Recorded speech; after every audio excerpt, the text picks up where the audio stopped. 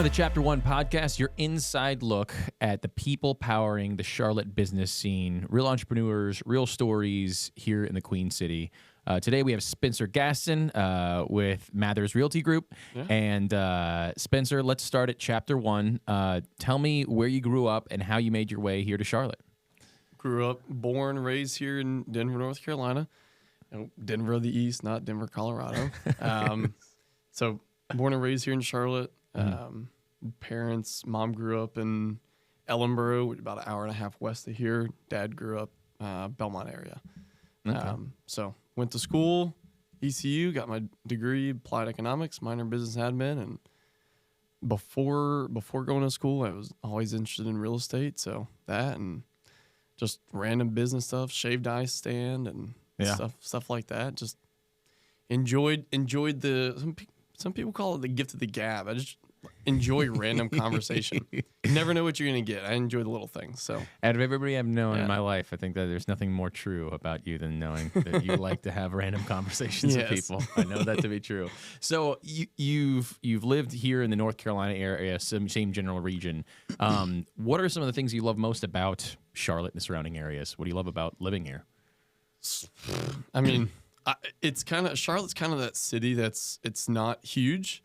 But there's still, right around 2 million people in and around Charlotte.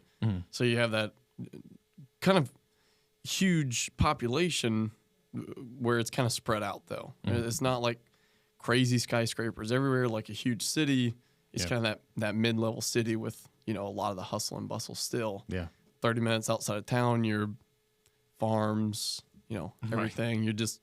You can be down a dirt road for 10 minutes and be 30 minutes outside of town. You never know where you're going to end up. Is that more your speed? Do you like being away from the city or do you like being in the city? So my favorite thing, about Denver, right? So I know Denver is like a little further out. Yeah, so Denver is about 30, 35, 40 minutes north west of Charlotte. So essentially driving into or around Charlotte every day, I can see the city. But I don't have to be annoyed by everybody in the city each day. So it's good. It's good in that aspect. So that's kind of that. And anybody born and raised here is gonna say pretty much the exact same thing. Where you're 2.5 hours from anything. Yeah, maybe 3 hours. Right. So 2.5, 3 hours from the beach, 2.5, 3 hours from the mountains, and then you've got 6th busiest international airport in the world. Charlotte Douglas International. Yeah, I think it's still 6, but Marco, you can probably growing, honestly. Yeah, so they're also opening runway. Is that 4 or 5? I think it's 4. I think that's fall next year, 26. Okay. So I think they're opening that then. So yeah. Growing. You know what I went to for the first time the other day is that park, like that's right by all the overlook. I never knew that was the thing. I went there. I'm like, this is really neat. I've never seen anything like that. Yeah. So that was finished, I think, earlier this year. Yeah. I knew it was new. Somebody told me it was new. Yeah. They got food trucks up there and stuff, and cool spot. I think it's an F4 Phantom they've got sitting up there. That's right. Pretty cool stuff. Yeah. So tell me a little bit about. I mean, it sounds like you had some kind of your own endeavors as far as in your professional life. You mentioned shaved ice. I know you your background. There was a time that you were pursuing professional volleyball and some other things. So tell me about your just professional journey from graduating to the jobs that you've had to kind of where you're at now. So I guess kind of from graduating from high school, right? So the shaved ice. Yeah. So specifically that I got whatever, $800 to $1,000, blessed to have that, but in graduation gifts, right? So family, friends, church friends, everybody. And I was like, what am I going to do with this? Just spend it? which is normally a high school graduate would very easy, right? Just go on vacation, go somewhere, go to whatever, Mexico City. No, so I decided, I was looking at like shaved ice for graduation party for with Pelicans, and no offense to them, but just like the prices for them were expensive. So I'm like, how much is a machine? So I got online. It's like, I found this, I'm not polar bear, but whatever the name of it was called. It's just this, blue machine. You get a block of ice, put it on there, and it just spins and shaves it. It's super simple. It was like $200-300 for the machine itself. And then everything else was, all the supplies, all the whatnots, little pieces, another $500. So I got $800 into this, and I'm making $3 a cup. Had a couple people working with me, my parents, for free. So that's clutch. Overhead expenses were pretty much non-existent. And after like 3 football games, it was splitting that with the school. 60, 30, or 63, whatever, 67, 33. There we go. Yeah. So splitting that third with them. After the third football game, I made all my money back. Wow. So it's like, so just continue to do that. And then that pushed me into like, how do I, kind of invest this more to grow more? How are people doing that? How are you getting millionaires? How are you having this financial freedom to go play, professional, semi-professional, however you want to describe it. It's a weird line, right? Volleyball, because I started enjoying that my sophomore year of college, which is when I got into volleyball. But it just really, like, everything points you towards real estate. Yeah. Everyone's like, oh, yeah, 9 million % of millionaires have gone that way. Yeah. To millionaire status from real estate. So, just buying, different courses and seeing how people were doing stuff like that, and just enjoyed it. And so then building that on top of like randomly talking to people, I get to help people find, a place that they enjoy. So, and real estate, maybe I'm jumping ahead here, but real estate kind of like for myself, I don't enjoy as much selling someone on a house, but rather like, this is the house. We're going to find you the house you want, right? So like not forcing you into a place, but like, let's find it. Yeah. We'll find it.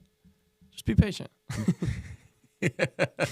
So it sounds like you were bitten by the entrepreneurial bug kind of early. You're mentioning that whole story coming right out of high school.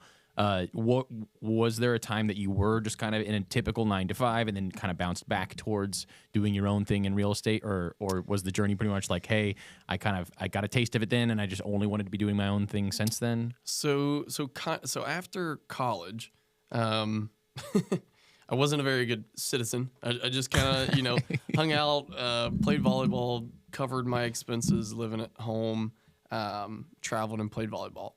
Super awesome experience. Met loads of people, right?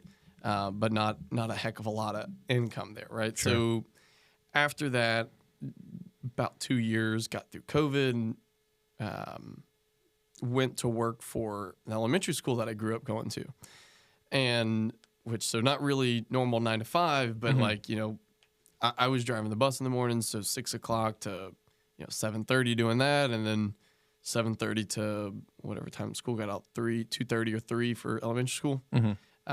So then that was like, I love it. I enjoy the kids a lot. I've always been really good with kids. Probably part of my immaturity, but I've always been good with kids, and just like that, enjoying that time and being able to help them was great. For 3 years. But then it's like, kind of gotta upgrade the income situation there. Sure. So and that's a main thing in North Carolina, right? So it wasn't really always that I was doing entrepreneurial stuff, but rather like kind of got forced in a way back to it. So doing real estate and other sales as well. So yeah. Awesome. So talk about a little bit to me about your kind of journey in real estate. Now that there are plenty of realtors out there, any networking group you go to, anywhere like that, you're going to find realtors and people doing this kind of work. What are some of your giftings that you think, if you went somewhere else, you might not be able to find this? This is an element that I can bring that I think maybe other people don't necessarily into this field.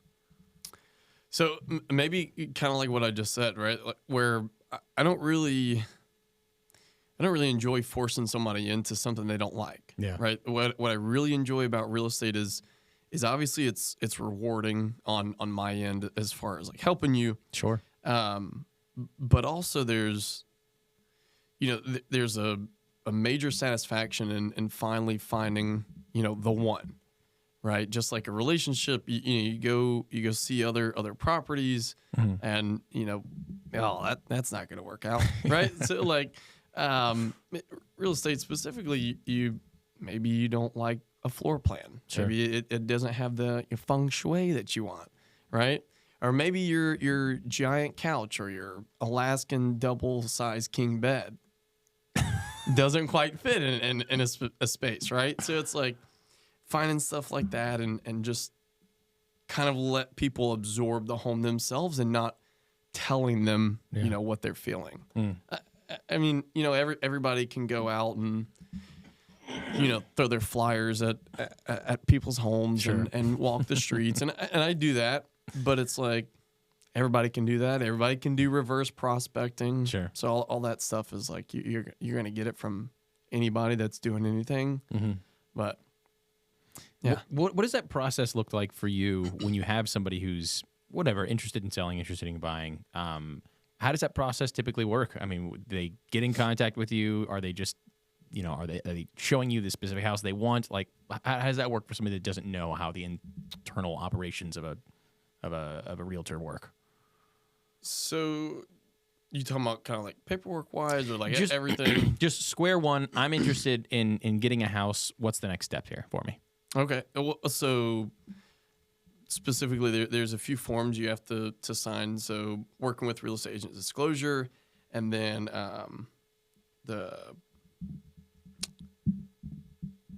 If you don't know the name of the form, that's okay. Trying to think of the name of the form, yeah. Just mainly like the process of it. Like after we sign those forms, where are you showing me the houses? Like, how's that look? Yeah. So a lot of people will set up on a email.